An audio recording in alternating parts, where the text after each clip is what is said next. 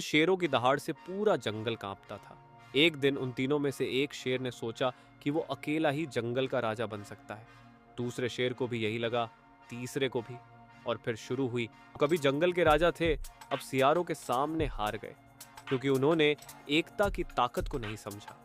याद रखें, जब हम एक होते हैं तो कोई हमें हरा नहीं सकता, लेकिन जब हम आपस में लड़ते हैं तो हमारी ताकत कमजोरी में बदल जाती है। एकता में ही सफलता है। तीन शेरों की दहाड़ से पूरा जंगल कांपता था। एक दिन उन तीनों में से एक शेर ने सोचा कि वो अकेला ही जंगल का राजा बन सकता है। दूसरे शेर को भी यही लगा, तीसरे को भी। और फिर शुरू हुई आपस में लड़ाई। तीनों एक दूसरे पर हमला करने लगे, अपनी ताकत दिखाने लगे। इतनी भयंकर लड़ाई हुई कि तीनों शेर पूरी तरह घायल हो गए। अब वो इतने कमजोर हो गए कि शिकार भी नहीं कर पाते। एक दिन जंगल के सियार ने इन कमजोर शेरों को देखा